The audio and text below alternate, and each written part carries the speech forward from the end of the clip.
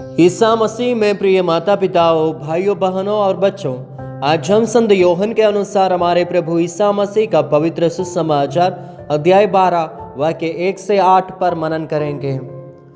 आज हम उस घर में प्रवेश करते हैं जहां हाल ही में मृत्यु हार चुकी है और जीवन की जय हुई है। लाजर मर चुका था और अब जीवित है।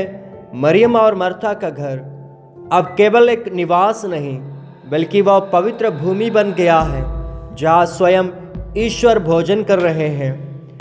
यीशु जिन्हें सूली की ओर जाने के कुछ ही दिन शेष हैं, वे अपने मित्रों के साथ हैं, शांति में, प्रेम में और एक अत्यंत भावुक क्षण में। मर्ता हमेशा की तरह सेवा में व्यस्त है।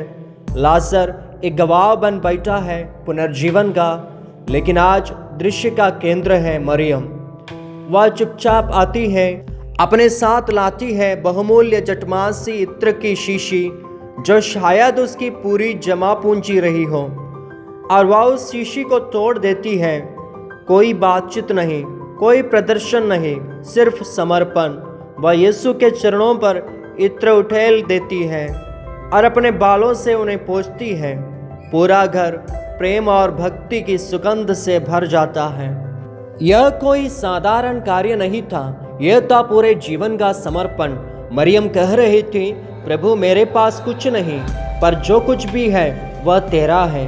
वह जानती थी यीशु की उपस्थिति सबसे मूल्यवान है।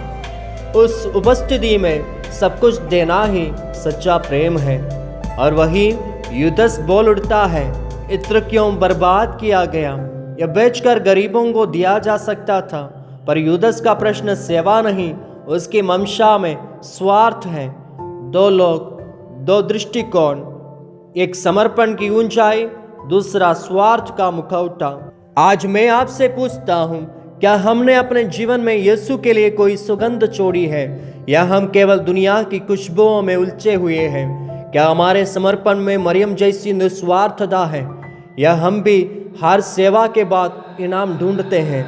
क्या हम अपने जीवन की सबसे कीमती शीशी प्रभु के चरणों में तोड़ने को तैयार हैं, या हम सोचते हैं यह तो बहुत महंगा है, इसे कहीं और काम में लाऊंगा? मरियम ने कुछ भी संभाल कर नहीं रखा, ना समय, ना धन, ना सम्मान, सब प्रभु को अर्पित कर दिया। क्या हम भी मरियम की तरह प्रेम करते हैं, या हम यूदस की तरह हर चीज का मूल्य पूछते हैं? क्या हम यीशु को केवल अपने जरूरत के समय याद करते हैं, या हम उन्हें उस सुगंध से भरना चाहते हैं जो दिखावे की नहीं, समर्पण की हो? प्रभु, आज मैं तेरे चरणों में आना चाहता हूँ, अपने हृदय की शीशी को तोड़ना चाहता हूँ, तेरे लिए वह सुगंध उंडेलना चाहता हूँ जो मेरी पहचान नहीं, मेरा समर्पण बने।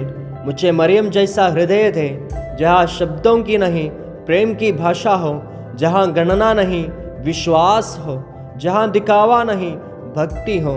क्योंकि प्रेम कभी व्यर्थ नहीं जाता, प्रेम कभी नहीं पूछता मुझे क्या मिलेगा। प्रेम केवल देता है।